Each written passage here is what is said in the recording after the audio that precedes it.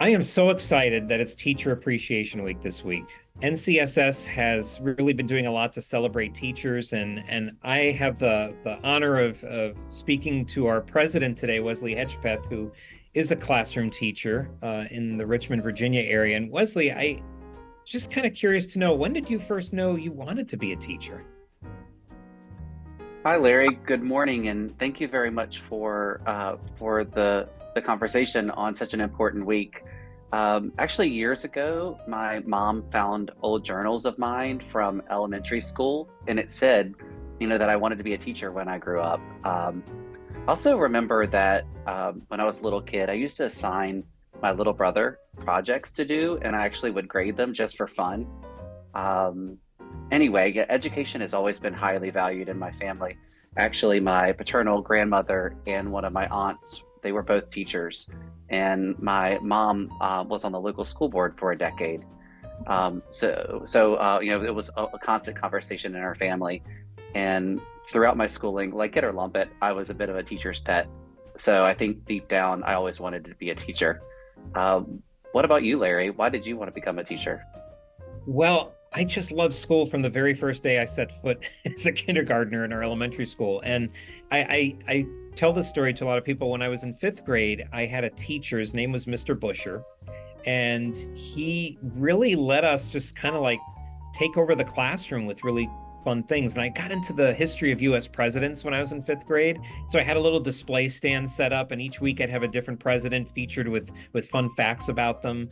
And we would put a different president around the room each week to go with that. And I he just cultivated this love of social studies with all of us. We would do geography challenges and history challenges, and then by the time I got to middle school, it just got solidified. Like I just knew I wanted to be a teacher. I never wanted to leave a school, and I knew it was social studies. There was just no other subject I could think about.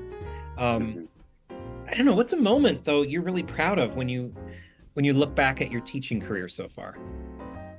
Yeah, I guess I could think of maybe two quick things. One, whenever I have students complete advocacy projects and they get to hear back from the elected officials that they wrote to, the excitement that they display when someone, that has a very important title, that person sees them and hears them, it makes me very proud.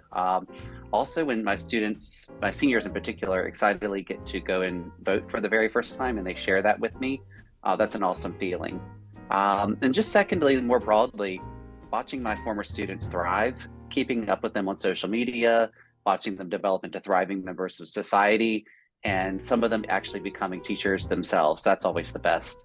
Um, and what about you, Larry?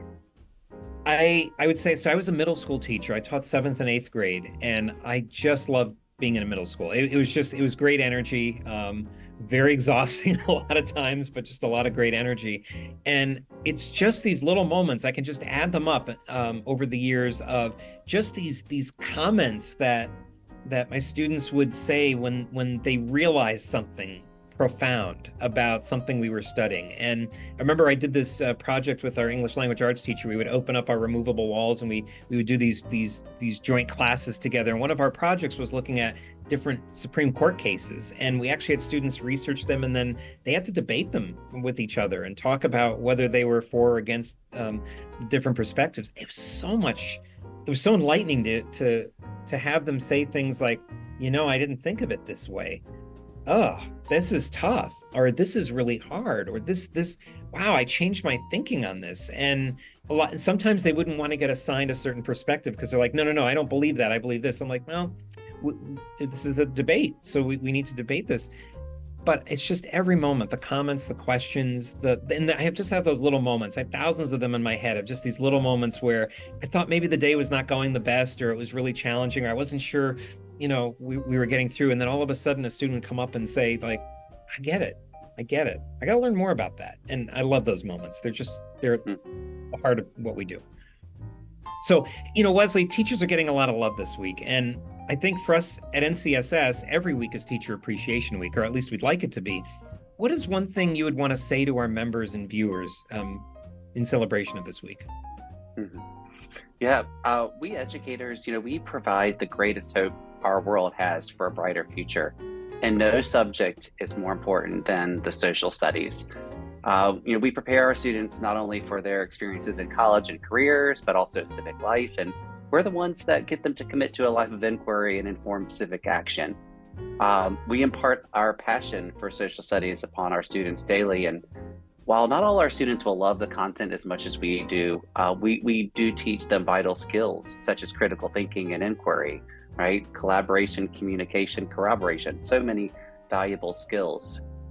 We also inspire them to find their own passions, and hopefully some of those might even land them in our noble profession.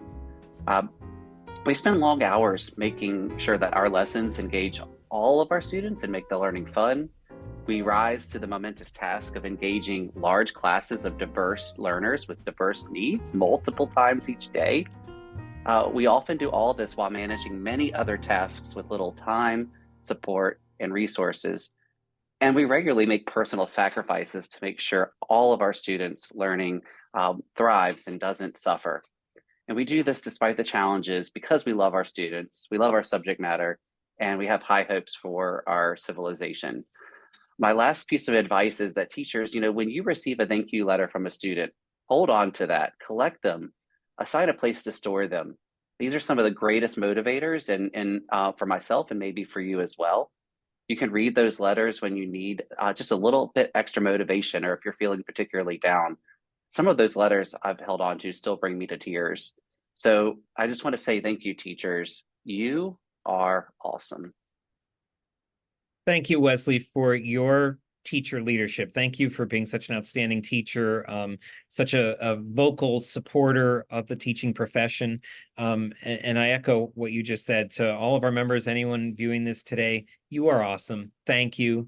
If you're not a teacher, but you have one in your life, somehow thank them this week, every week. And yeah, just from the bottom of our hearts, thank you. NCSS is so proud to have you in our community and our network, and we're proud to support you every single day. Thanks, Wesley, for taking a few minutes with me today. I appreciate it. Thanks, Larry.